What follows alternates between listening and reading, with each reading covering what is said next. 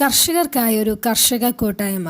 അടൂർ മണക്കാല തൊവിയൂർ വടക്ക് ദളവാനഗർ എന്ന കൊച്ചു ഗ്രാമപ്രദേശത്താണ് ഈ സംഭവം.